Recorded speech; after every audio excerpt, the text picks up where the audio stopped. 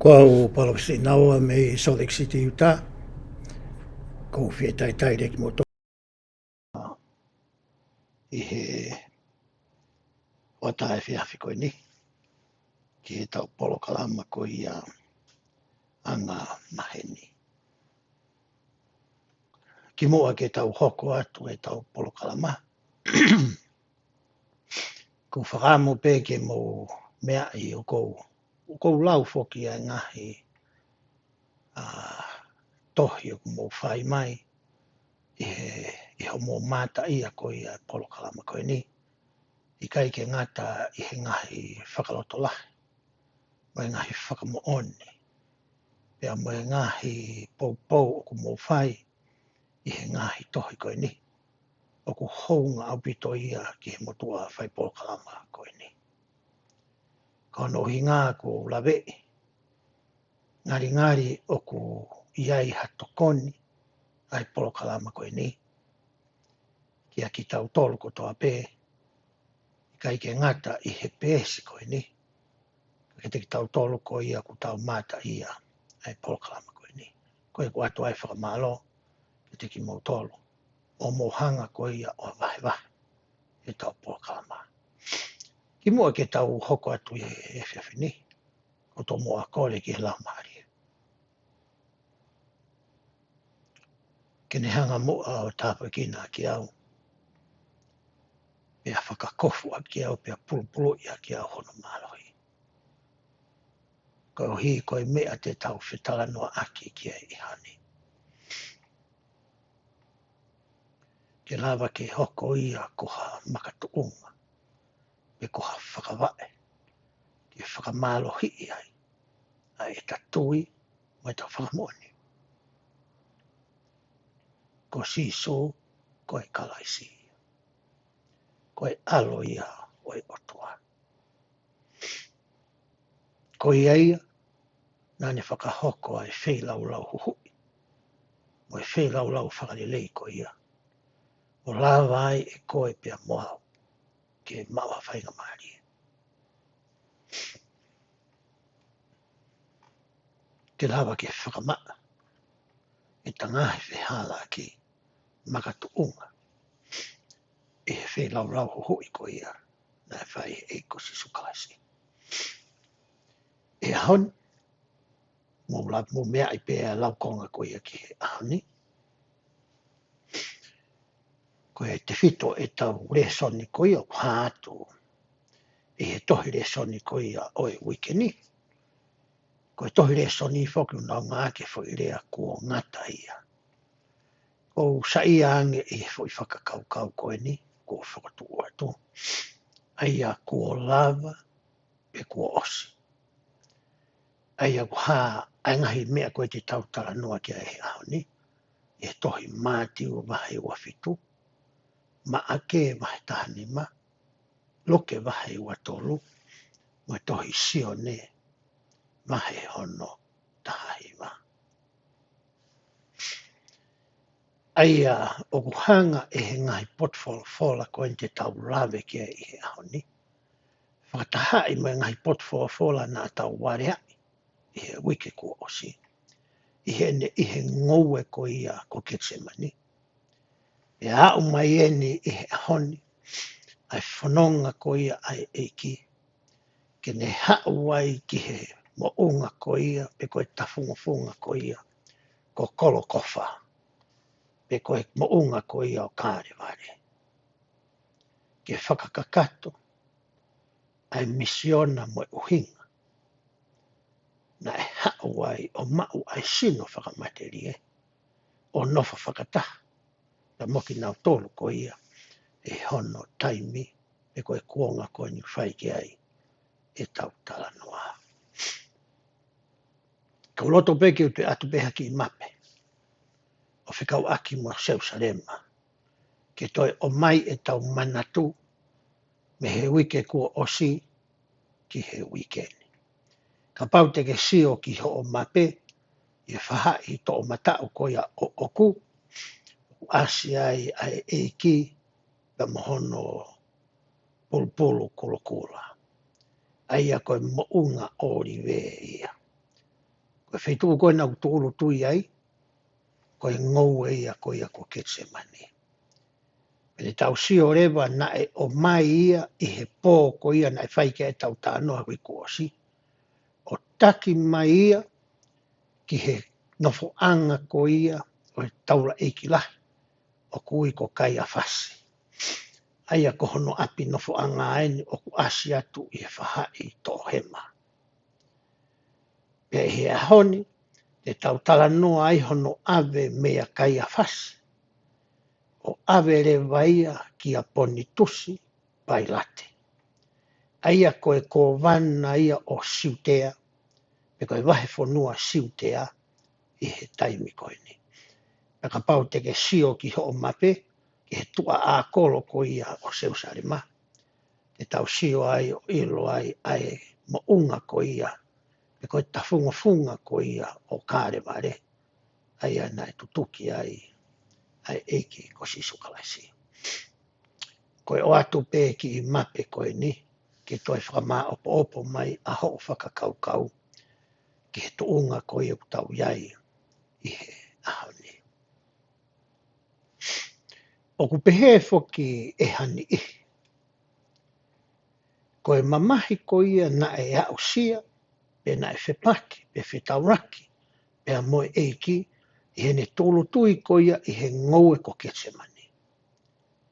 Koe mamahi ia, koe kamata anga to kua ia, o e ne whanonga ko ia ke ne whakahoko, ai whei lau huhui ko ia, na e uhi ngai ene iheni. Toi pehe foki e hani ihi ia. Ko e ne tau ko ia i he kolosi, tapuangi pia moe eki. Koe mamahi koe nā ne au si ai, nā ne toi whakaongo lah, pe whakaata lah.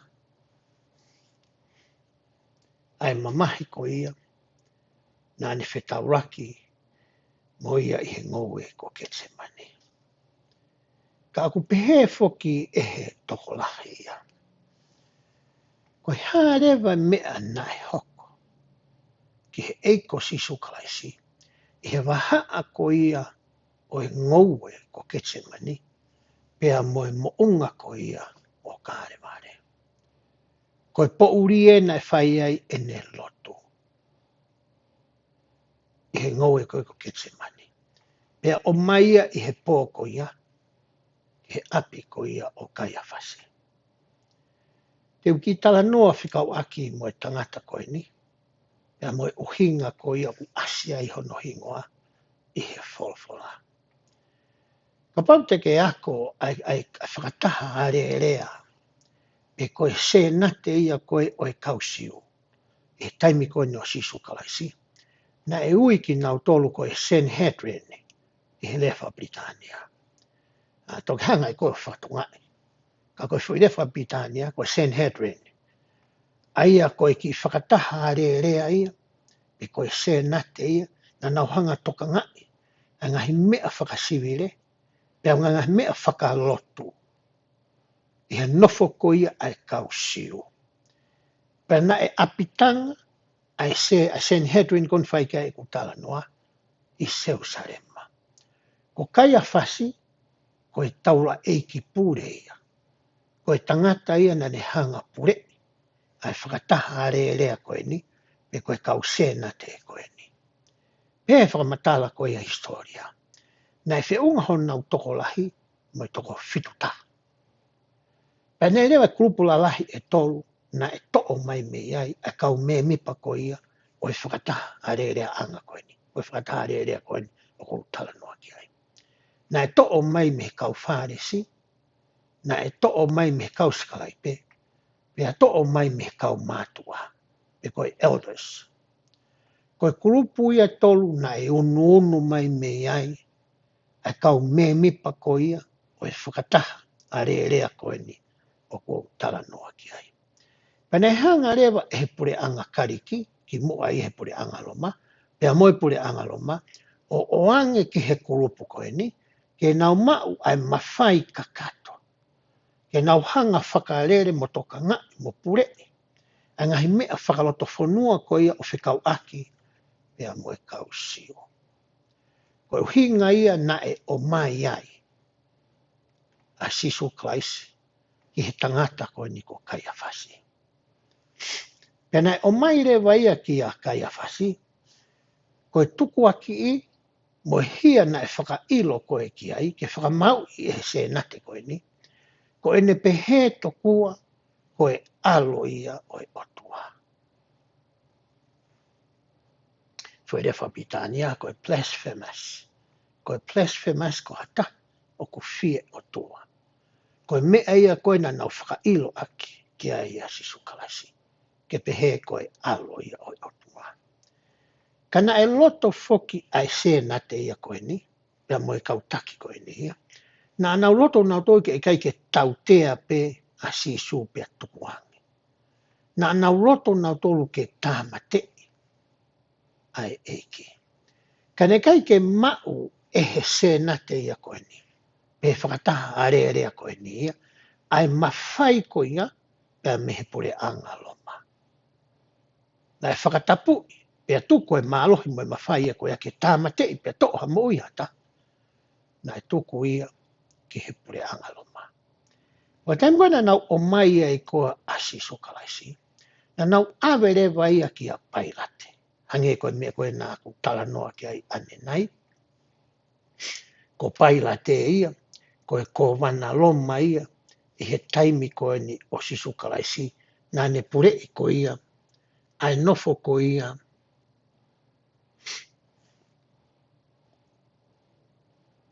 Ai kausiu ko ia i seu sarima. Pea kuloto pe ke uhanga lau atu. Haki i whakamatala.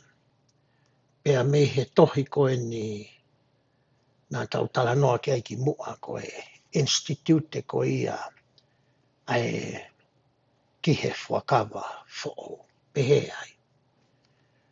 Ko pontusi pailate, ko e kovana loma ia na i siutea, me he tau wa ono ko ia hiri hono alo i mai eiko si sukalaisi, ki he tau ko ia hono tolu ono. Ko e taime ni ko e nai hoko ai, a pailate ko ia, ko e kovana, ki kausiu ko ia na nau nofo i seu sarima.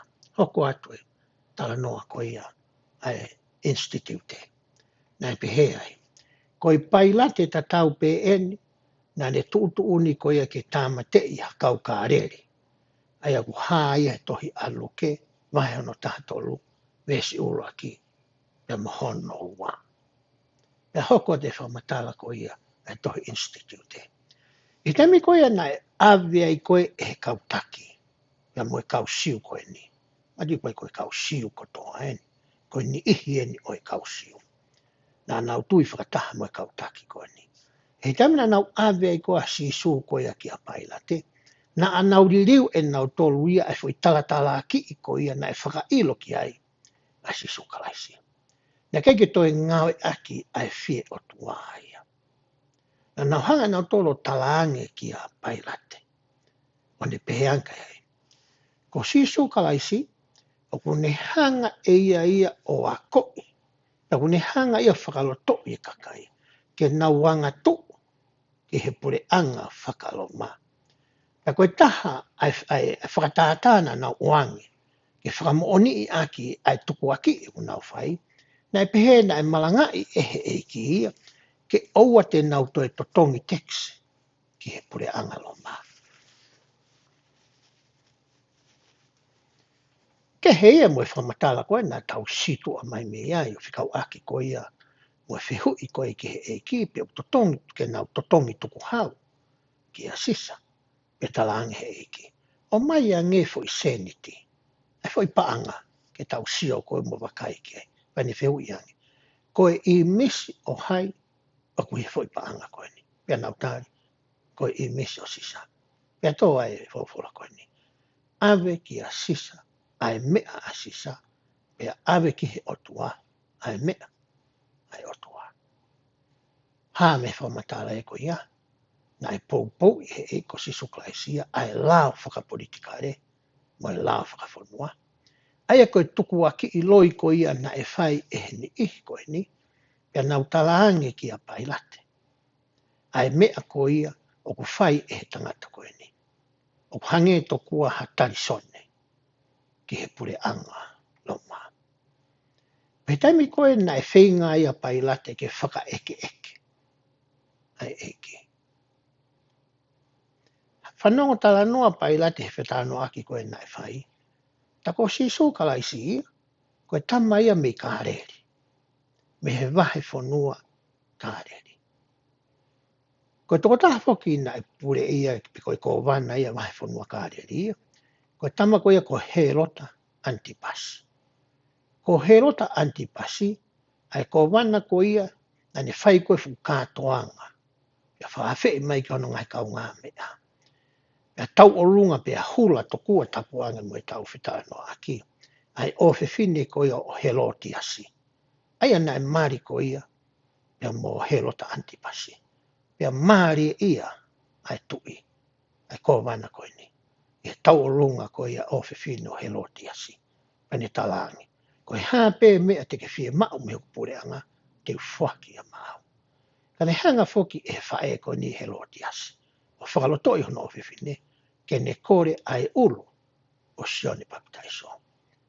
O Herota Antipasia, o whai ki ai e tautala noa. Me taimi koe nai awia i koe e nautolu koe ni e nihi koe ni. A sisu ki a Herota Antipasi. E folofola. Na e fia pia neke neka. Ai ko wana koe ni. Kai ke whaatatari. Ke sio e whipota no aki pia masisu. E taimi koe na ne whaka eke ai a sisu ia. Pe he folofola ia. Na kai ke ne whaki. A fui lea tama tea. Ke ko wana koe ni. He koe mea na e fia ai ke sio ka sisu. He na e whanongo tala noa ia. E ngahi mana. Mai ngahi ngau whakaafu. Na e whai e eke. Pena e loto to kua eke hanga i kia whai hanga i mana ke sio ki ai. E rewa he tangata koe ko pusa a makonki. Koe taha ia kau apostolo si aso sisu place. E kau mai noni ngau ki mwini. E he wholofola ko toa. Ko hatoki tangata eni o kuna whe mata aki mata ki he mata. Ia mo sisu. Na e kai ke whaki e he eki. A fo i rea taha matea. I he tangata koe ni. Koe nei toi tu ni lewa Herota Antipasia. Whakafoki a sisuia ia Pontusi Pailate. Kono hinga to kua he koe kātoanga ia koe ni oe laka atu o ku whai ia i Seusarema. He ko Seusarema au tuu ia he vahe whanua koe ia o Siutea. Ia koe tuku aki i koe ia mo whakailo nei whai ki he eiki. O ku to tonu ai ke whakafoki mai pe ia Pailate. Koe ki i tala noa ia pe koe ki i whakamā opo whakahistoria. O whikau aki pia moe mea te tau lawe ki ai i he ahoni. Ka hange koe mea nā ku whakarea ki ai ane nai. Koe waha a taimi ko ia me he ngoe ko Getsemani, ta me he ne tau ko ia i he kolosi. Koe waha a taimi ia o kai ke whaamanako, pe area i pe tala noa ia e ha tola. Ka aku kau moe waha a taimi ia ko ia, moe mea na e hoko ki he sino o sisu. I he mea ko ia i loa i he siaso sisu klaiso ka mare ngaki moini. Koe whei lau huhui, pe koe whei lau whakarele. Pe koe atonement i le whapitania. Ka atoa me he ka ngoe ka te mani, moe ngahi mamahi whakatua sino, moe mea na e whai e kau soti aloma, moe kakai kia te ia, pe toki to'o ene mo ui i he kolosi, o whakataha i ka atoa ai ngahi mea koe ni. Koe ngahi mamahi ia na ane au sia, ke ne whakahoko, ai whei lau wharelei moe hui ko ia, na ane whai. Kai ki mua ke tau tala noa ko ia ki he ngahi wahi o e wikeni, ko roto ke o mai ha ngahi wahi mo ngahi kikite, me he fuakawa motua, ka o mai tohi a molomona. ke tau sio ai ki he mea na e sio mai ai ni ihi o e fuakawa motua e hoko ki he eiki ko sisu he taimi ko ia na ane i mamani ai. Te uto mai me he tohia Isaia wahe ni manoa me si hono ni ma ki hono hono. Pehe ai. Kua whakaama e he eiki ko sihova a hoku te ringa. Pea na i kai te uanga tu. Pe foki ki mui. Pe kona whakarea tua e taha pe si tua. Neu atu hoku tua ki he kau tā i. Pea mohoku kou a he. Kia te ki nau tolu na e fusi ai kawa. Na i kai te fufu hoku mata me he mā mo e aano. Hanga he palofita ko Isaia ia. O mai e ngahi mea e hoko ki he eiko si suklaisi. I he aha whaka osi ko ene o ene mo'oi. He tala noa ia ko ena Isaia ia.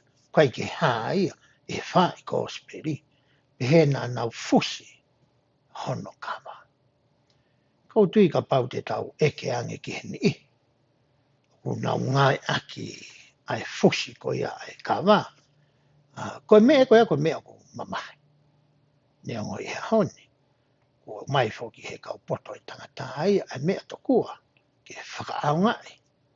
Ai ki hono to'o e ngahi mea ko ia. Ko kai ke tō pua pehe ke toi fu mamahi whewhe. Ka kuhanga e Isaia o whakarika ki a te ki tau tolu. Ai whahinga mamahi koe nai whitau laki mo ia. Nei kai ke si tua ka nai tuku atu hono tua ki he kau tāi. O hange ko ia te tau tala noa ki ai i he ahoni. Ki he taimi ko ia na nau hanga ai o wipi. Pia tā ko ia ai eiki ko si sukalasi. Te uto o maha whakamatala me a se kope ko toko ua ko ia o ni whai. Me he ua ni whai wahe hiwa me si hono ni ma o ko pehe. Io o kuou ilo o ku mou iloi. Tene whakahā ia e ia ihe sino ke teki nau tolu i Seusarema.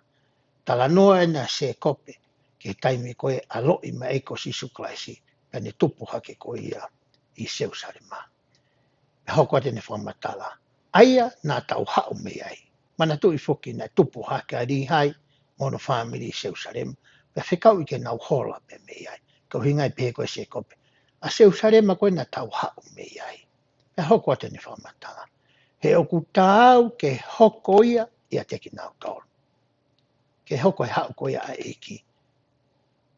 Ona whanau i mai ia, mo ne tupu, mo ne mo ui, i he kakai ko ia Seusarema. He oku tāu mo e tupu anga lahi, ke ne tuku ia, ke ne mo ula loa ki he tangata i he kakano. O whia to'o mai fo i rea ko ia ko e mo ula loa ki he tangata. He koe mea koe te tau tala noa ki ai i he ahoni. Na e mo ula loa ai eiki. Na ne tukuange hono sino ke whai te liha ki ai kau soti aloma mo e kakai ko ia o e kuonga koe ni. I he taimi koe ni hono tau te a ia mono whakamamahi ia ki mua. Pato ki kaluse whai ia i he akau. Kau hingai fo i rea koe mo ula loa ki he tangata. Ne ongo nā ne mau e ia ai mālohi. I he ene reape ke ne hanga whakaauha ai kakai koe ni. Nā ne whai e ngahi urunganga koe ni ki ai. Ka nā ne tuku a honolo to hange koe lotu nā ne whai koe ia he ngō e ketsemani. E tamai, ka pau e whaalava pia to'o atua e puni a mea te au. Ka neongo ia tuku pē mua hoku loto. Ka e whai pē o whinamalo. Koe whainga tuku lolo koe nā ne whai ki hene tamai. Koe mea tatau iu tala noa ki ai a se kope e tohi wani whai. Vai hono hi wā vese hono ni ma. Pea hoko te whamatala koe ai vese. Pea pekia ma ai kakai furipe. Kai ko hingania ki kakai matakari pe. Ko hingania ki kakai kotoa pe. Koe uhi ke lava o mo'ula loa ai kakai kotoa pe kia te ia. Ko wherewa taimi te tau mo'ula loa ai koe ke eiko sisukalaisi. Osi ene mo'ula loa koe ke ni na nau whai e ngahi mea koe ki ai. Pea ne pekia, pea ne toi tu, pea ne haere haki. I he no fua whakatui, e ni mato matao e ne tamai. Ko hokorewa ki tau tolu kotoa koe ni, te tau mo'ula loa ia te ia. Te uto mai moharea ani whai. E uraki ni whai, mai tai maa vea sono i wape. Pea koe mamani, koe mea i he na wanghala, te nau whakamau i ia, si sukalaisi. Koe mea noa pe. Ko hiko whainga hala ka kai koe ni, i kai ke nau ilo i e nau tolu ai whahinga tuunga hao haoa. Na e iai a eiki. Ko ia pēta ai tangata hao haoa kua mo ui i he mamani whakamateria koe ni. Kai ke mahinu ai ke nihi koe ni i whakamau koe ngā nau whai. E hoko te lawa vesi. Ko ia te nau tau te a i ia. Pe te ne kātaki i ia. Pe te nau tā i ia. Pe te ne kātaki i ia. Ia. Te nau anuhia ia. Pe te ne kātaki ia. Koe uhi, ko ene alo ofa, mo ene kātaki fuoloa, ki he whānau, ai tangata. Hanga ni whai o tala mai ki a koe pia mau. Ai ngahi mamahi whakatua sino, e whepaki mo eiko si sukalasi. Ka tene hanga o kā te kina kotoa, ai ngahi mea koe ni. Koe uhi, ko ene ofa ko ia koe pia moha. Tau te whoki ki he lau koe ia, ai palawhita ko Isaia. Isaia, wahi ni maua, vesa no tāwha, oku pehe. O hange na e ofo ai tokolahi ki a te ia, e he ririu o kovi hono fofonga, o lahi hake i he tangata kotoa pe. Mo hono sino, o lahi hake, i he ngahi foha, o e tangata. Tau tala noa fuki a Isaia uraki vesi nā aku lau te nau fusi hono kāwa. Pari tau wako he ahoni, he ngahi mea na nau whai ki hono fofonga. Ko no hi ngai whamatala e vesi ko ni, e ririu hono fofonga, ko hui koe ngahi mea ko ia na nau whai ko ia, ki a te ia. Pea mo hono sino, o makehe ia me he whotunga, mo e sino o e tangata anga maheni. Ai koe ke whakahoko kia ngahi mea peheni. O hinga pehe whamatala ko ia Isaia. Ko e uhinga, ko e ngahi tau tea ko ia, te nau whai ki a te ia. Ato ki pehe rewa Isaia, he wahe nima tolu vesi ono nima.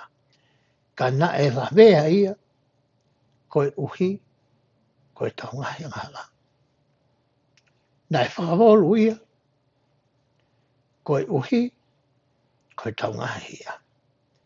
Na e te ia ai tau tea, ko e uhi, ki tau whia maari, vei hono ngahi tā,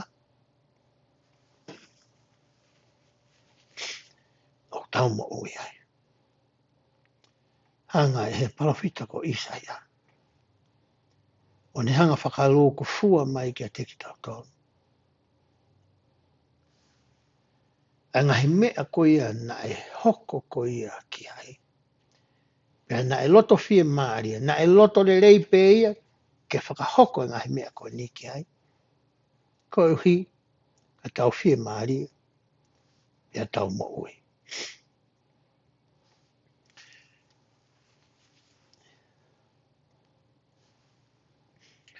Ko e ngahi ki kite ia, na e whai e he kau palawhita. I he whakawa motua. Palawhita ko Isaia, ko utoa me ai. Pea moini i me he tohi amoromona. Ke whakamahino i ki a koe pea moau ai mawha tuki tuki. O e whainga tā ia na ane whepaki mo ia, whakatua sinu.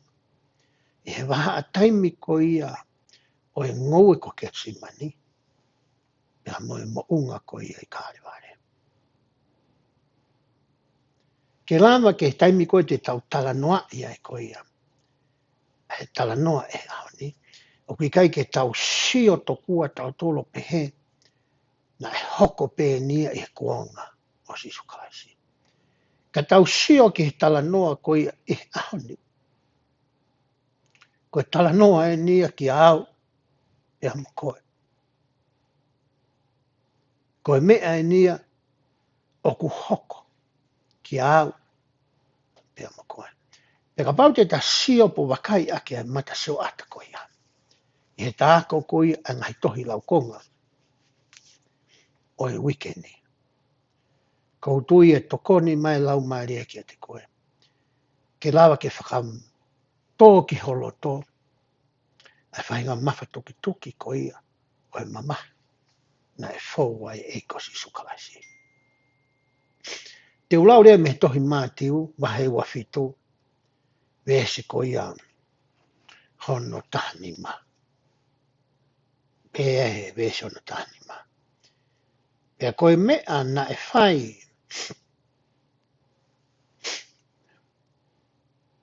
e he pure I he aho ki he kātoanga ko ia, ko e vete o tuku atu ki he kakai, ha pōpula e toko taha, na anau loto ki ai. Kātoanga whoki e ni o e laka atu. I kai ki uto e lawe ki ai o hinga kātoanga. Pea koe taha e ngahi ulu nganga maheni e he kātoanga koe ni, koe o mai ha pōpula e taha. Pea siu peri ai pōpula ko ia. Tuange ia ke alu, ke ata. Ko anga maheni e kātoanga koe ni. Pea peti pere e tohi ko ia a maa ke wahe tahani maa beso no fitu. Pea na iai ai toko taha, toko tahani whai ke tau taha noa koe tohi mātiu. Ko pala pasa hono hingoa. Ko hai whakataha moki nau tolu na anau kau mo ia I he anga tuu ni ke pure anga loma, mo nau whai ai whakapō I he anga tuu. Hanga e maake ia o whamatala I mai ki a koe pia moau. Ai natula ko ia, pe koe ulunganga mo uhinga na e whakahu ai tama ko ni ko palapasa.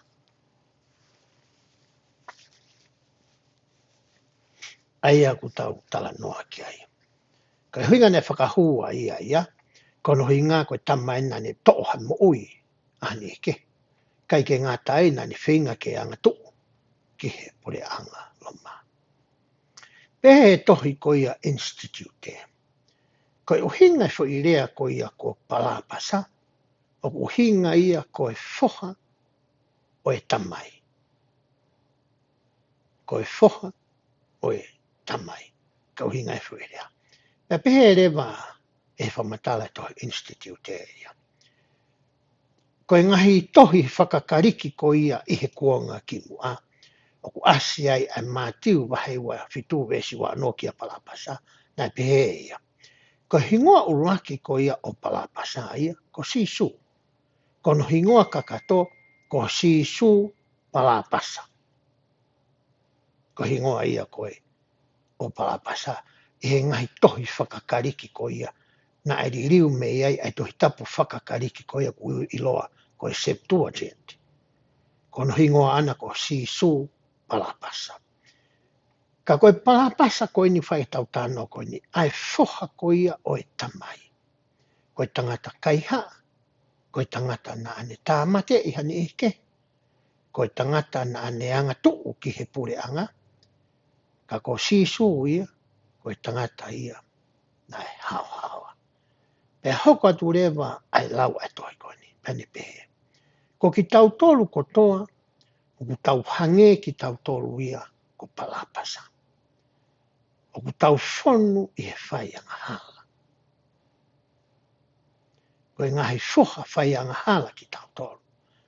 Kau hanga e he whai lau huhu I ko ia ai whakamoui. Aia ko ia, na e tūtu uni ke tāmate I he kātoanga koe ni. O whakaata pia vete atu. O tau pōpula, mo tau whai anga hala ko ia. koe to'o ia me tohi ko ia, ai tohi institute. Pehe foki e whamatala ko ia, tautala noa ko ia, e taimi koe ni kātuanga o e la kātua. Nai pehe ai. Koe temi pare foki, na iai e wheituu ai na e vae ua foki. Koe potu topu tapu, ai na e tuu ai. Ai te pire maa koe wae fo i maa e taha ua.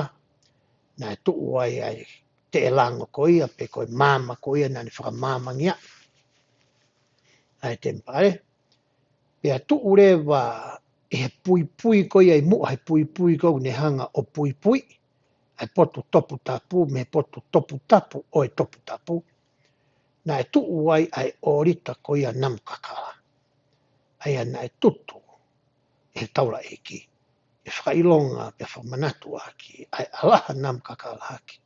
Ai lotu e whanawa isneri ki a siawa.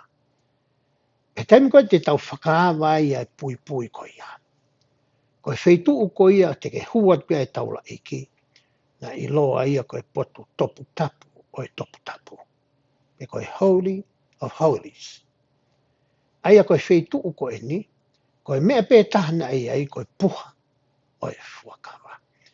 Pane he tāpuni e puha e fuakawa, haongo selupimi e ua. Pane e ui lewa tāpuni koe ni, koe nofo anga pe koe nofoa o e alo ofa. Pane e tuo taha pē hu e taula eki ia, taula eki lahi, ki he potu topu tapu o e topu tapu i he tau. Na nau ngata pē nau to he potu topu tapu. Na koe huu koe na e whai ki he potu topu tapu o e topu tapu. Na e whai ia i he aho ko ia o e huhui. Pe koe Day of Atonement he rewa Pabitania. Pena e pehe rewa he tūtūni koe lau a Mosese. Na e pehe rewa he lau a Mosese. Kumai rewa ai o ngokosi tangata e ua. Pea kutukuange rewa e kosi e taha ke alu. Kai tāma te i rewa ai kosi e taha. Ke hoko ia koe whei lau ke ne whafafongai. Ai whai anga hala ko ia ai kakai. Ia pēre whamatala ko ia ai tohi institute. Hanga rewa he tawa ki lahi o to'o, ha toto. Pea mi he kosi ko ia ne tāma te itapuangi me tau whetanoa ki ke whei lau koe ni. Pea ne alu mo ia ki he potu topu tapu o e topu tapu. He taimi koe tene iai, tene hanga rewa o a fuhi. Ai tāpuni ko ia o e puha o e fuakawa. Ai na i roa koe no foa o e alo ofa. Ko whakataipe mo whakailonga ia. Ko hauhui o e hia ko ia ai whanau a Isileli. Ko oato ai ngai whamatala ko ia. Ko hi koe tau lawe ko ia kia alapasa. E tau sio rewa me he mea whakahoko i he temi pare. Mo mea ko ia na e whakahoko ko ia he waha. O si su pea mo palapasa. Ki he anga ko ia ai whakafofa e na whelawe. E ngai whakaukau ko ina ko whotu atu. E tau whitanoa aki.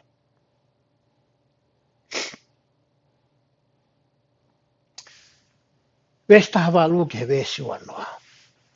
E he ai.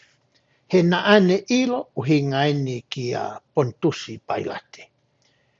Ko e mea i he meheka ko nau tuku atu ai ia. Na ilo i e Pailate ia i he ne whetala noa aki ko ia mo eiko si sukalaisi. Ko e tangata e nia o kui kai ke iai haane hia. O kui kai ke iai haane anga tuu ana ki he pure angaloma. Ko mea nei mahino koe ki he kōwana koe ni. Ko no hinga nei o maia e kautaki koe ni o Sanhedrin. A si sukalaisi. Ko e nau meheka. Ko e nau loto koe. Tokua, toko lahi ange a kau wākonga mo e kau mui mui ko ia ke eiko si sukalaisi. Ko e ngahi mana na ane whaipa ke nau lawe nau tolo whaiha mea mihe. Pea makatu ungai e nau meheka mo e nau loto koe. Na ilo i le rei pe ia e pailate. Ko e mea koku nau hanga whaka ilo ange ai ki ai asi sukalaisi ia. Ko e mea e kuloi. Pea hoko te lau e vesi. Pea kua nofo ia e nofo anga whamau. Pea whekau i hono uno hoki a te ia pehe. O ua na ke kau i ha mea i he tangata mā oni onina. He na aku mamahi lahi he ahoni ko hi ko ia i he eku misi. I kai ke ngata hono i lo i ko ia e pailate. Ai mā oni oni mai tai halaia ko e eiko si suklaisi. Na e toi i lo ia e hono mari. Pea toi talahange pe hono mari ki a pailate. Ai mea ku os i lo i pe ia e he ko wana ko eni. Hoko te whamatala ko ia e vesi. Ka na e wei ai kakai e he kautaura e ki lahi mo e mātua ke nau kore a palapasa ka e tāmate i a sisua. Ko whiheu i kau hau ki he tau whakaukau. Ka pau nai i lo i le lei e pailate o ku taihalai a sisu kaisi. Ko hame nei kai ke osi ai e hopo i a koeni. Ko hame nei kai ke tukuange ai a eke. Whamatala foki e whawhala pehe. Na ane mana wahe to kua pehe. Ka pau tene hanga tukuange ai eke. E ia. To kua e tuu hake kakai ke nauanga tuu ki a te ia. Ko ina ne whakakaukau e hanga koe whamatana whae nei ki mua. Ke ne ngau aki ai tala tuku whakaholo ko ia o i kātuanga koe ni. Ke ne o mai a palapasa ai pōpula kovitaha ai mea nā ne whai. Ke o mai e whakaukau koe a pailate. E sio ai kakai kehe ko ia ai natula mo mea whai e he o tangata koe ni. Te nau loto ke tukuange a sisu kaisi. Kai kaluse whai a palapasa. Ko mea ne whakakaukau ki a pailate. Tokua ko ne whakahoho ia e loto kakai koe ni. Ke whai he kakai ai whiri. I kai koe te ne whai tūtuni. Kai whai e he kakai ai whiri. O hange koe ia ko honau urungaanga. Whaka whanua. Ka pau te tauhanga o mai ia ki honi he tau nofo mori. O ku iai foki ho tau ngahi urungaanga. Whaka whanua. Ko e ngahi tala tuku whakahoro. Ko e ngahi anga maheni. Nā tau tupu hake mo ia. Pea lalanga rewa ngahi urungaanga ko ia. O hange ko e konga ia. O tau tala whakawhanua. Pea o ku iai rewa ai ngahi urungaanga ia. O ku totonu ia ke whakarerei. O ku iai ngahi urungaanga ia o ku pusi aki. Pea whainga ke a koi ki he whanau. Kono inga ke nau hoko atu ai urungaanga ko ia. I he kahau. I kai toi ke he ia. Moi urungaanga whakawhanua koe. O ku tau tala noa koe ki ai. I he ahoni. Wesi wa taha moi ua pehe. Pea rea ai pure o pehe anga teki nau tōru. Ko hai ia teki nau o ku mauroto te ato kia teki mautoro. Pea nau pehe ko palapasa. Pea pehe e pailato kia teki nau tōru. Pea koe hā te uwhai ki a sisu aia o ku ui ko kalaisi. Pea nau pehe ko toa pe, tuku ia ke totoki ki he akau. Koe whihu i e na e whai e kowana. O whakatatau ki he tala tuku whakahaloa. Nā tukuangi ke whai aki ai loto ko ia o e kakai. Tai mini he tau siot koe ki he tala noa, ulotonga tua si sukalaisi. Whakata mo palapasa. O na sio mai ko ia ki he kakai. whai e whihui koe ni. Pea na whanongo lo ua pe ki he tāri ko ia na e whai e he kakai. Wesu ato lua whao pe ai. Pea pe he e he pure. He koe ha kovi kone whai. Ka nai a siri ai e nau kalanga o pe he. Tuku ia ke tutuki ki he akau. He ilo e pailato o ku i kaisi i whelave e nerea. Kai tupu pe ai ma veu. Nā ne to e ia ai vai o whano hono ni ma i he ao o e kakai o ne pehe. O ko maa i he toto o e anga tonuni. Mō wakai ki ai.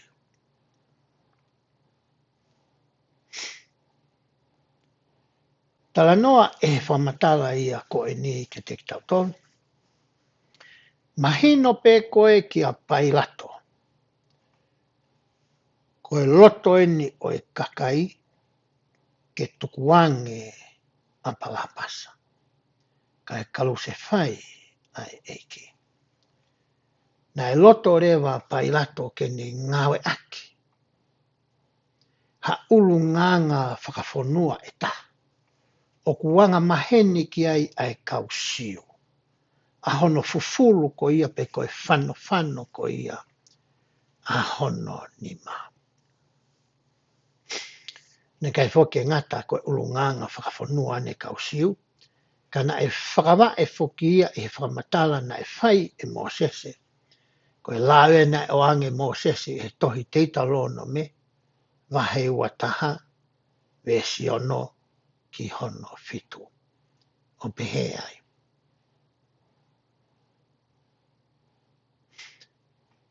Ka paurewa kua mau hata. Kua tāmate. O pehe to kua hanga he kau mātua. Pe koe elders. Oi kolo. O ku nau fufulu ho nau ni ma. Ke whaka ilo ngai to kua. O ku ikai. Ke iai. Haa nau kaunga. Ki he mea ko ia na e hoko. Aia koe mea koe na e whai koe e pailato. E tau tala noa koe ni. Na ne hanga fufulu a hono ni ma. Ke ne talaangi ki he kakaini. O hange koe o kuna wanga mahene koe ki hai. O ku maa tokua ia. Me he toto koe ni. O e eiko Sisu Kraisi. Kana e pē e apostolo ko ia ko Elder Holland. Na ne pē i he nerea. Na e whai i he wanoa wafe mahi wa. Na i kai ke i ai hataha e tuu pia moia ko te whito i ai nerea. Na ne pē ai. Ne ongo na e whano a pailate i ahono ni ma. Kana i kai ke maa me ai.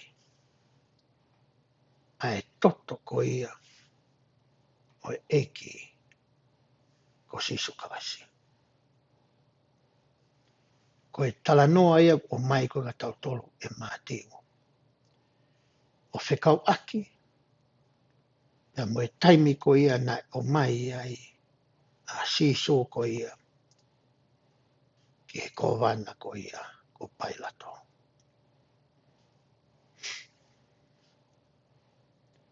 Hoko atu e lau ko he vesi wani māmai wano. Pea rea a kakai ko toa pe o pehe. Kia teki mau tolu o e mau whanau a hono toto.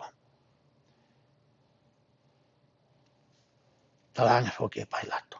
Ko he aho mauloto. Pe nau talanga ho nau loto. Kai ke ngatai, tai buena nau sio ai ku whano a pailato. Pe nau kalanga ai ngai tamai koe ni. Me ngai whae koe ni. Mahalo pe nai a whanau ai pe kai. Ka wai koe ka nihi ko nina nau ngai whame. Iai mo whanau, manu wai me whamua puna. E rea ni iha koe ni. Whai pe e koe ho mauloto. Pea ke ata koe ia. me hono toto. Tuku ia ki mautolu. E kai ke ngate ki mautolu. Ka e mau whanau. He foki he tala noa ko ia ai tohi institute. He tau koe ni e wafe koe ni kua toki o si me mea tau tala noa ki ai.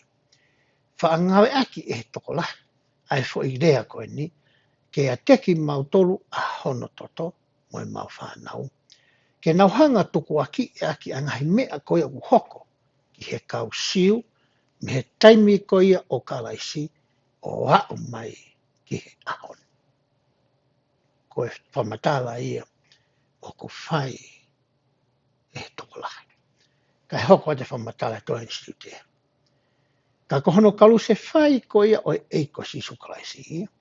Na o mai ia pe whakahoko pe makatuunga ia i he kau loma. I he kau pure ko ia o pure anga loma, mo kau soti a loma. I he nau ngāo e whakataha mo haki i kau siu toko si pe. Na nau hoko ko e kau taki i he kau siu i he taimi koni. Pe kono whakarea ta, oua nā tau hanga o tuku aki, o pehe ko e ngahi mea ko ia o kui kai ke whiunga, o ku hoko ki he kau siu, ko he uhinga o ku hoko ai, ko e naurea ko e nai whai ko e ni, ia teki mau tolu mo e mau whanau hono toto. Te hoko te lau e vesi wano. Pea toki tukuange e ia a pala pasa, ia teki nau tolu. Pea hiri e ne kau i maea ia sisu, na ne tukuange ia ke tutuki ki he akau. Vesi wa walu ke tonua. Pea nau to'o hono kofu o ai kia te ia ai pulu pulu kula ahawa. Pea hiri e naulalanga ai tata aki ai akau talatala. Pehe kau tangata skola. Koe akau talatala koe ni o ku kei tuu pea mo ui pei seu sarema o hao ki haoni. Ini se ono ke ini se walu tokua. Ai loa loa o e ngai tatalai akau koe ni. Pena o mai lewa ia o la langa ai talatala akau koe ni. Pea ai ia ki hono ulo. Koe lau ia koe ai vesi. Panahanga lewa osi koe nau hanga o wipi koe ai eikosi sukalaisi. Pehe tohi koe institute. Koe taimi koe asia he forfula ai lea koe ko hono tā pe ko hono wipi. O ku uhinga ia pehe kua pau ke iai fo i tā e tolu hiwa. E whai he taimi pe taha ki he tua o e toko taha ko ia. Pea hoko atu e lau ko ia ai tangata apostolo koe ko Prus Amakon ki nane pehe. Koe whaunga koe na nau ngai aki koe ni, na to mua whakahoko ia ki hataha, ki mua pe toki kalu se whai ia. Aia na e anga peheni lewa. Na nau to'o hono kofu, pia nau hai ia. Pia nau hanga lewa o wipi ia, pe tā ia. Aki ha wipi aia na e ngahi miha ngahi mea reta. Pia nau hanga lewa o ai he mui i wipi. Whakamau ki ai, hangahi hui māsila, mangahi uka mea māsila. Pena e whakatau mua e whahinga, whakamamahi a koe ni. Ke lava to kua ke whetoto i tapuange mo i tau whetano aki, ai toko taha koe u amanaki, ke kalu se whai. Pea whakawaiwai i hono sino, pe he taimi e ni ihi, o ku more ai pe ai mo ui, ai toko taha o ia. Koe whamatalai o mai, me tohi institute, o whekau aki pea mo e whamatala ko ia o tau lawe ki ai, i he wesi wa anō ki mua. Pea hoko atu ke lau ai wesi. Pea naulalanga e tata aki a kau talatala, na nau ai ia ki hono fofonga, nau ai ia ki hono ulu. Pea hono ai ko iau kai ke peheke o mai o hili le lei. Ko mai ko ia o tapom ta o kai mai ki foi ulu. Pau talape ke tau sio loto atu, ke taimi ko ia e tu uai e whanki i a kau talatala koe ni. I he fofonga pe koe ulu ko ia. O he eiki. Pea hoko a te lai vesi. Nā nau ai ia ki hono fofonga, mo e waa kaho i hono ni mato matau. Ko e whailonga fokia ai tu i loma mai kau pūre loma te ko waiki a kau whakapūre ku nau toho nau mi mato matau. Ko e manuki fokia ni mo e tau kai, nā nau whai koe ki he eiki, i he nau whanonga o kupehe, ko e tu i ia, o e kakai siu. E hoka te whamatala ko ia ai wesi. Pea nā nau tūlu tui i hono au, o manuki ia, o pehe, si oto ofa, tui, o e kakai siu. Pea nau a anu kia teia, o to'o ai wa akaho, o tai aki a hono fofonga. Koe ngahi mea ena nau whai koe ki he eiki. Nai kai ke whainga taa ia ki ai. Ke ne ui mai hari sione e tahaua me he langi. Ke whakaauhai ka kai koe ni. Nai kai ke whainga taa ia ke ne ngai aki hono mawhai whakaotunga. Ke whakaauhai ka kai koe ni. Ka nā ne kā te kina ai ngahi mea kotoa koe ni. Koe uhi na ne hanga o awhioi. Koe misiona koe mo e taumua na i mamani ai. Ka pau hei kai ke ne whakahoko ia. Ka pau te ke lau e tohi ua ni whai wahe hono hiwa. E whamatala e tohi a toa ko ni whai ko sekope. Ke mea ko tau tāno. Ka pau ne kai ke whakahoko e he e kia mea koe ni. Ko e efu koe ho tau sino ko ne alu koe ke whai toka. Hei kai ke te ha whainga maari e ia. Ke nau toi tuu me mate. Ai te tau toki tala noa ki ai. I he re soni. O e wike e kāpo. Nane i loi e ia o ku sio mai ngahi lau maari e me tatari ala. O lau maari e hiri ko ia e nau mawahe me mo uni. Pea toi sio mai me ngahi lau maari e me he uraki tuunga. Nā nau loto ke i kuna e he eiki. E ngahi whainga taa me ngahi mamahi koe ni. Koe uhi ke nau maa whainga maari e ke nau haua i ke mo i koe ni. Pea nau lama ke nau toe foki haki. Ke no whakataha. Pea me o tua koe tamai. Pea mohono alo.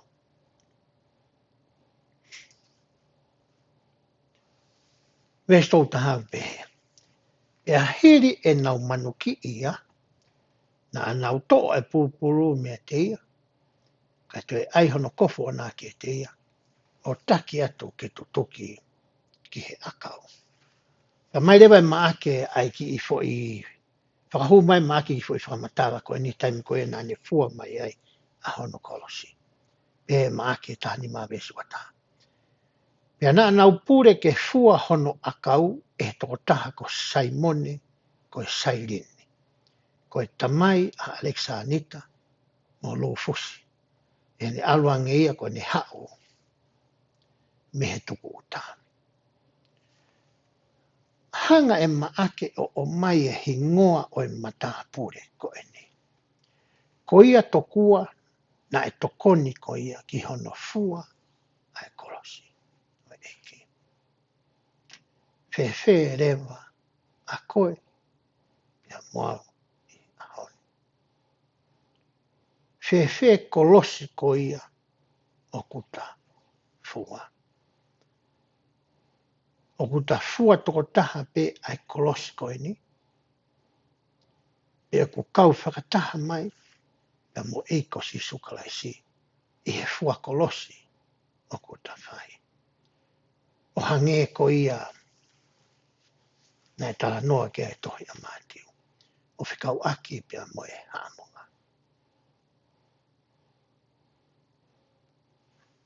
Hanga e maake o mai hingoa ko i tangata koe ni pia i loa ia o lau i tō tangata. Koe matapule pena e hao pe ia, ka o hinga koe katoanga ko ia la kato. Kana e o mai ia, kene tokoni, i ona fua ko ia o e kolosi.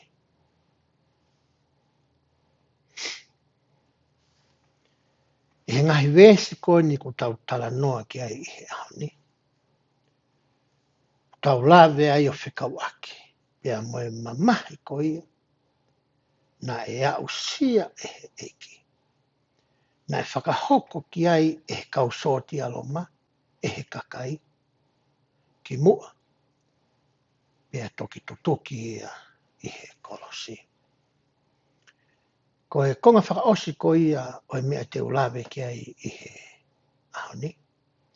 Te ulawe a whikau aki mo e taimi ko ia na i he kolosi ai eki ko si sukaisi.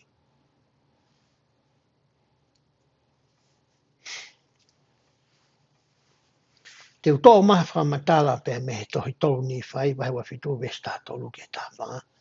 Aia ko e rea e ni na e whai e he eki, e ne hā mai ko ia ke he kakai, ke he kau ni whai, nane pehe. Wakai kua o atu ke teki mo tolu a eku ongo re rei. Pea koe ongo re rei eni aia kua o atu ke teki mo tolu. Kua uhau ki he mamani, ke whai ai whinangalo o eku tamai. Ka uhina e whikau i au e he eku tamai. Pena e whikau i au he eku tamai koe uhi ke hiki hake au ki he kolosi. Pea ka hiri hono hiki hake au ki he kolosi. Te utoho aki i ai ka kai furi pē ki a te au. Pe hange kono hiki hake au e he tangata, ke pehe hono hiki hake ai tangata e he tamai. Ke nau tuu i hoku ao, ke whakamau i hene ngahi ngāwe, pe oku lelei, pe oku kowe. Pehere wahe whamatala ko ia maake. Ngari ko taimi ko ia na e tutuki ai e ki he kolosi, e taimi hiwa pongi pongi. Pea me waha o e taimi hiwa pongi pongi ke he tau taimi taha wā hoa tā, na ne tau ai i he kolosi. Me he taha wā ki he tolu, he na e tō ai a whakapo uri i Jerusalema. Na e tō e whakapo uri tatau ki he kau ni whai, na e whiunga mai aho i a tō. Pea toki pehe rewa whamatala koe a maake. Pea toki more rewa pea mate pe kia eki, e waha anai o taimi tolu i he fiafi. Pea toki whano si no ki he whanua loto, i he taimi o no e fiafi. Te ulawe rewa whekau aki me he ngahi rea e fitu na e tō me fofonga o e eki, i he taimi na hene kolosi ai. Pea koutui i he taimi koe te tau sio ai ki he whamatala ngai fōwhonga. O koe ke nauhanga whakahoko hoko mai ai rea uraki ua pe tolu pe whana ane whai. A koe whakatūtu o he kautangata skola, ki whakao fiofi ko ia o e nau whakaukau mo e nau ilo, whikau aki mai ngahi rea koe ni. I he tohi ko ia aluke e wahewa tolu vesa na tolu whaaku pehe ai. Pea toki pehe e siso, e tamai, whakamore more i aki nau tolu, he aku ikai te nau ilo, aia o ku nau whai. Pea nā nau wahe hono ngahi kofu o talo. Pea na e manuki i kia te ia ai tōtaha.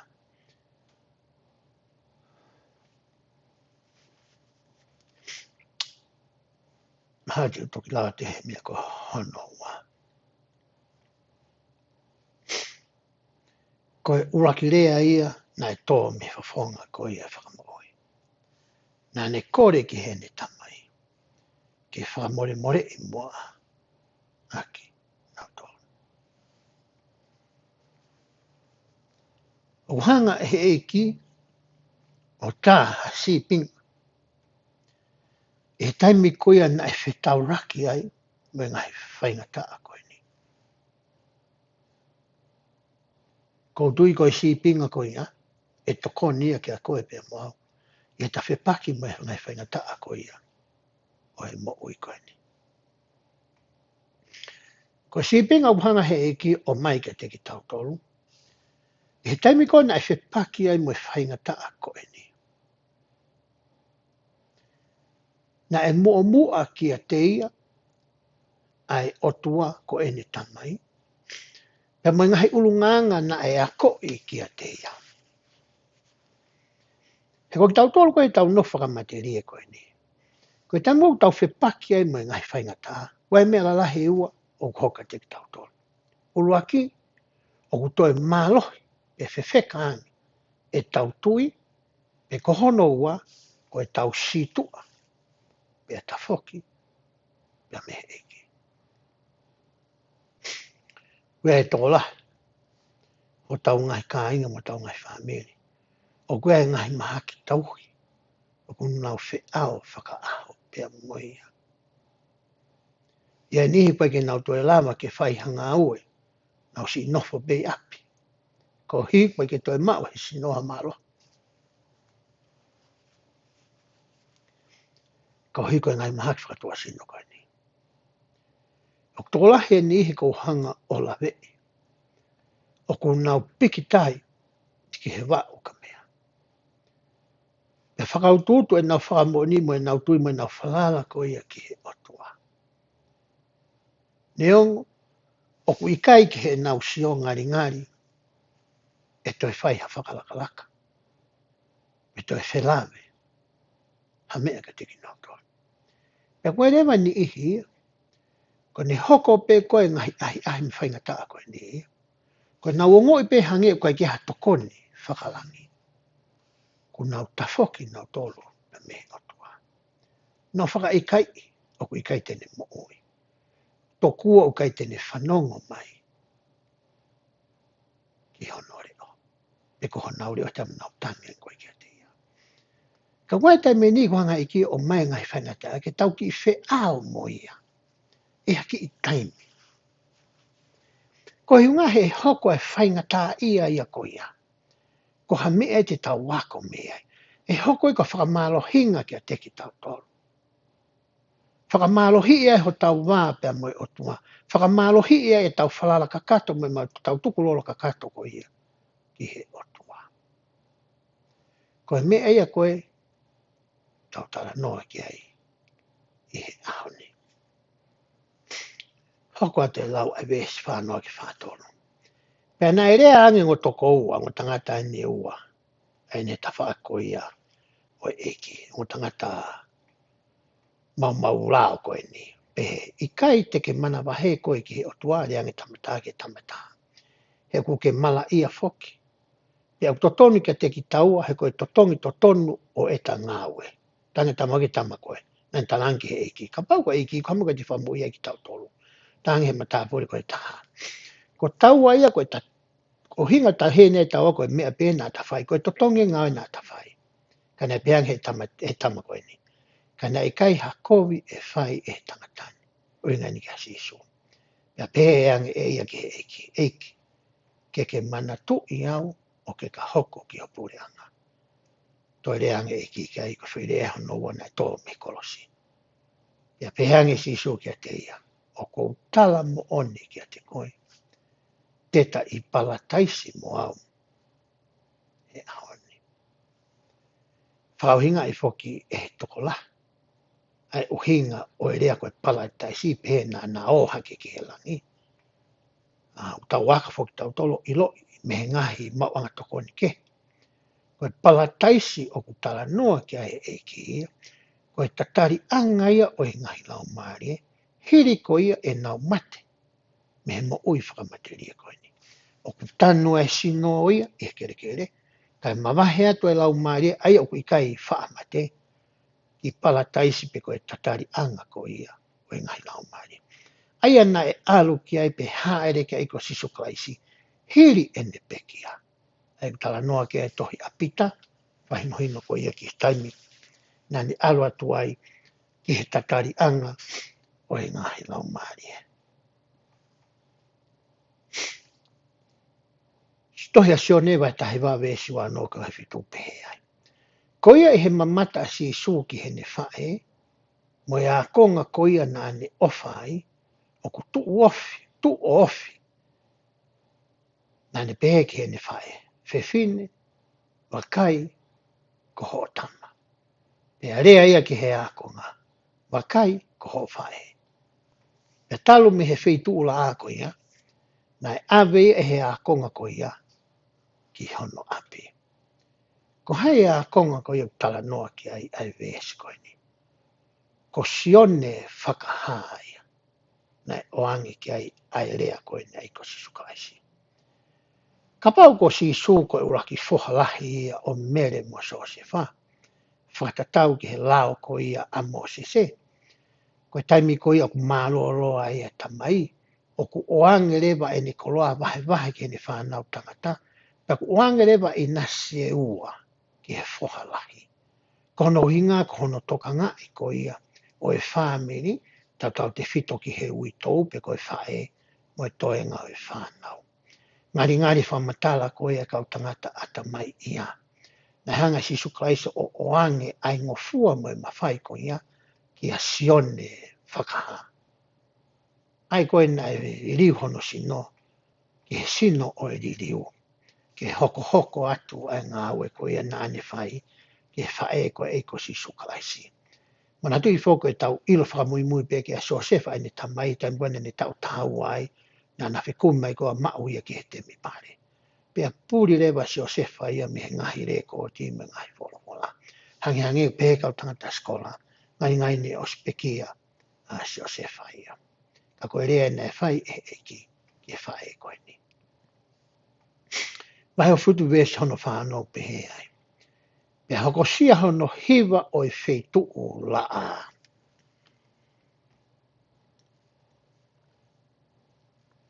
Ka pau te tauhanga o tawa noa a hiwa o e whetu o la a.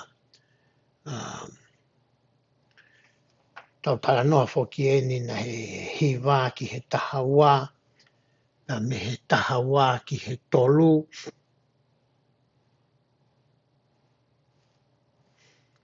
Pea koe hiwa e ni o e whetu o la a, ta noa ki ai e ves koe ni. Pea tangi de o lahi a sisu o pe. I lai, lama, sapakatani. Ko hono o hinga, ko hoku o tua, ko hoku o tua. Ko e ha, ko ke ri aki ai. Iau.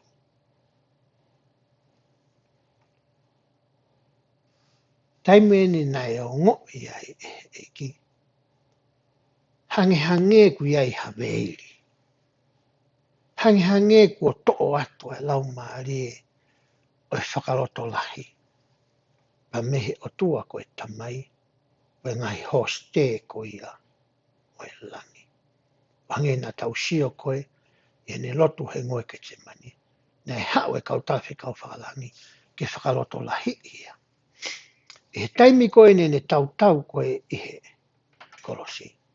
Nea ne o ngoi, o kui kai ke toi i ai ai mālohi whakalangi ko ia. E a tangi ai e ki e tamai, ko e haa ko ke ri aki ai au. Mea pango ku si longo e ngahi re ko tihi. O i kai ke nau hanga tala mai. Pene ei to kua hatari. Pa mehe tamai pe kai. Ka tau wako tau tōruia i ono pōni.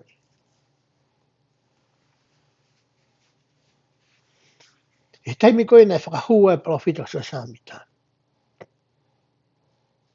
I he pirisone ko ia ko kātesi. Nei whiunga me mahina nima. E ne nofo i he pirisone ko ni. Pena e tau tanga so samita ia ki he eiki. Pe oku ke i whiia. Ne kai ke mai si su klai se foi time ko ia. Ha mahina ni ma ke tangi ai ke ne tamai. Kana e tari e tamai ai tangi ne fa se samita. O ne fuaki mai e tohari mai fuaka wa wa te au tahaua.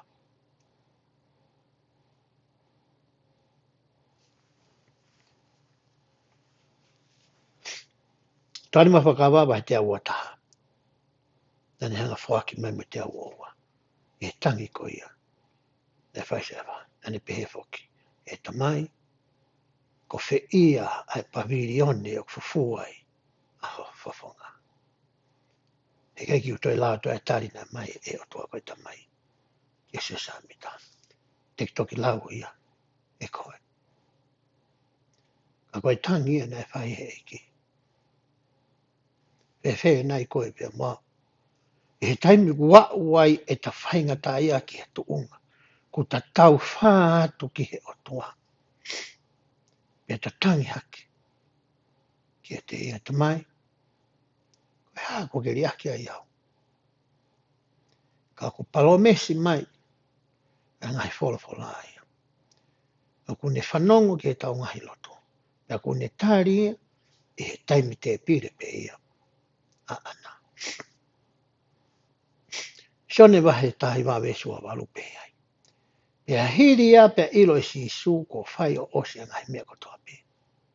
Ose ngai mea kotoa pe ko ne whaua mai ai. A koe uhi ke whakamuoni ai tohi nai pe e ia. O ko au fie inoa. To o ia me tohi koe ai hiva e ngai same. E wahe ono hi wawe sua noha. Mai wata. Na nau fuaki foki a te ia ai ahu.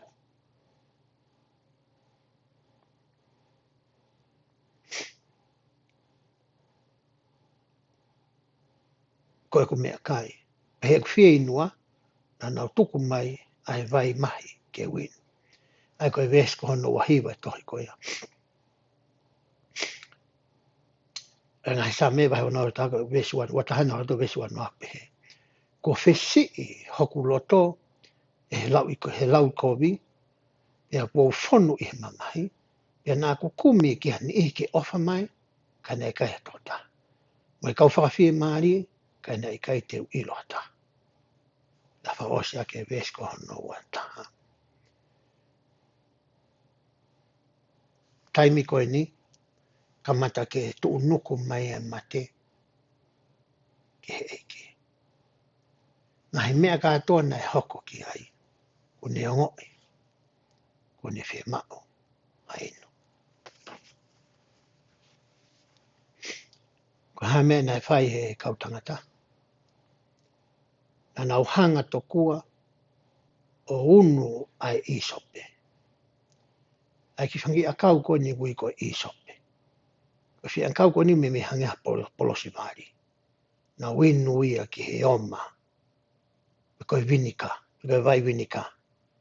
Ai ana e tui whakata. E whio whakata mo ate. Ne hanga mono hake ke inu. E ke. E tau tānoa ko ia ki he akau ko ni ko isope. Ko tau fuafua ilo ai akau ko ni. E tala noa ko ia na e whai. I he pō ko ia kātoanga o laka atu. Ai ana e whai ko he kei nofa pō pula isleri. I ispite. Ne tūtūnia si hova ki a Moses. Tala ki hoku kakai. Ke tāmate I halami o kei maa. Pa ai hono toto o unu ai esope. Ia wari aki e ngai kaumatapā. O nau ngai api. Ko hike laka atu ai angelo o whakaauha me te kinautoa. E ahoni, ko e tokotaha ina e whakataipe ki ai, e ngai whei lau lau na e whai isleri. Ko ne tau tau I he akau ko I e kāreware. Na ko ne kore koe ha mea ki he inu, na e unu e kau sotia, ai isope, I he wahi mahi koe ni, ke oangi ke te ia, ke nei.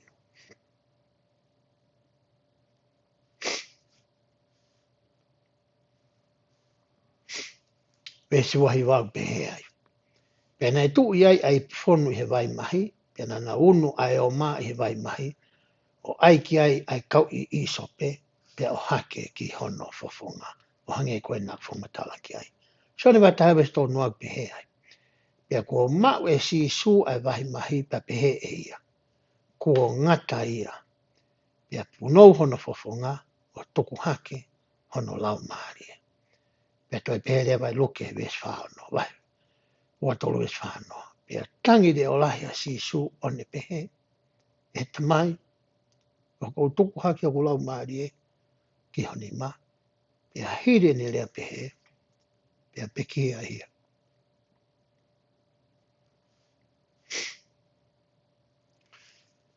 Pia pehe lea vai tohi māti vai fitu ves ni mataha. Pia wakai kua mawaiwa lewa ai pui pui ai whalilotu lahi. Me he potu i olunga o au ki lalo. Pia ngā lulu ai whanua, pia mawhaiwhahi ai ngahi maka. E hi taimi koe nai hanga hei ki o tuhake hono lau maari. Ai a koe ne mate e. Pehe tohi māti waha fitu ves ni matahai. Na e mawai ua. Ke u kore whakamore more atu kau ngā ake lea mahinonga fua. Koe pulupulu koe nā kutala noi ke ane nau ne wahe e potu topu tapu, me potu topu tapu o e topu tapu. Ko hono mau kupu o e pulupulu koe ni, koe fute e ono noa, a hono mau kupu. Pea, taimi koe na e lea e kiku tuku atu hoku lau maari, na e mahae tapuange mo i tau fitano aki. Ai pulupulu koe ni mei o lunga o au ki lalo. Pea lava ke sio ai toko taha kotoa, pea ki he mea, na i kai ke ngofua, ke sio ke ai hataha. Pea pehere he kau tangata ilo ilo. Koe tawa e ki lahi mooni a Sisu Klaisi. I taimi nā ne peki ai, nā ne hanga whakaawa e pulupulu ko eni. Ke oa toi whakangata ngata ai hū, ki he ao oi otua, ki ha toko taha pe, tu o taha pe tau. Kai whaka ata ia, ki he toko taha kotoa pe, ki he tangata, pia mo whiwhine, o ku whiunga, ke hū, ki he nau ko ia, oi otua. Kou tui he kai ki utoi lawe au, ku mō mea e uhinga, oi tala noa o kou whai. Pehere wa he ni i hia, he taimi ko ia na e mawai ua e pui pui koe ni. Ko taimia na e hua toa e ko Sisu Klaisi, ki he tatari anga o e ngahi lau maari. Aia te tau toki lawe ki ai, e hui ke kaha o mo ene to e tuku. Koe mea na e hoko ko ia i he temi pare. Koe mea na e hoko ia ki he whonua, aina tā noa kia mātiu, na e ngā lulu lulu, e whonua, holo mo ngahi maka, ma whahi mo ngahi maka. Ko hinga, koe mālolo, ai alo atua. I Seusare mai. Na e toa whakapo uri mo mana mo ngahi mea keke. Whakaririfu, ki he kauni i whai. O wai fo i himi, o tau siasi. O pehe he lea whapitania. I stand all amazed. A te ohanga, o atu e kauhiwa koe ni me piwa yo. Ke whakaose aki, e tau polokalama ko ia, i he ahoni.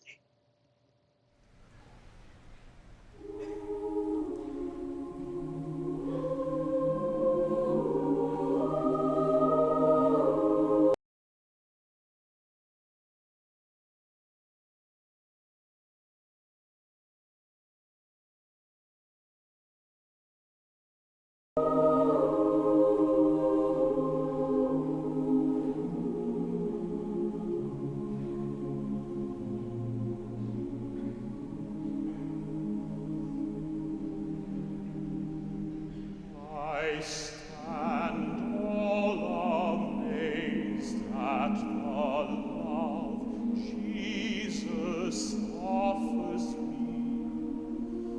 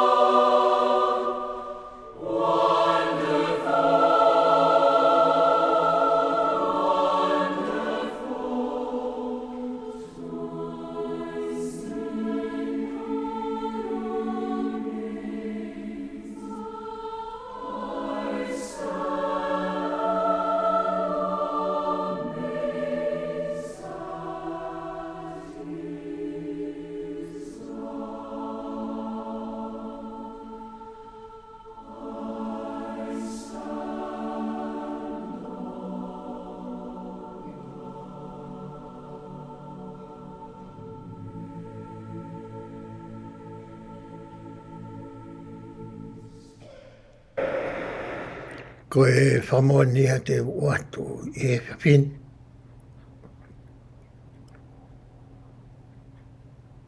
Ko hinga ko e ngā ue lahi mo whakaofu. Mo i mamahina e matu waki pe a loto whia maarie ai eki. ke whakahoko kia te ia. Ka uhi, koe ne ofa, moe ne alo ofa, kia koe pia moau. Ke ne lava ke i kunai, ai misiona ko ia ke ne hoko, koe whei lau lau whakanelei. Ke ne whakamo ui koe pia moau. O whape e honi, moe wikeni i o ako. Ke tauhanga o whakatoka i pia i loi pia whakapapaui. Ai ngahi mamahi whakatoa sino na e whepaki mo ia. Koe konga ia, o e whei lau lau hui nani vai. Me he ngoe ko ke te mani, me ngahi mea koe na e hoko kia te ia. O a ki he mounga koe ia i kāre ware. Ke whakakakato. Ai whei lau lau hui koe ni. Ke oua na e toi whie mau ai whei lau lau aki ai toto. Ka koe loto ma fes fes. Mo e loto whakatoa ki lalo. E wafa siso klaisi. Amen.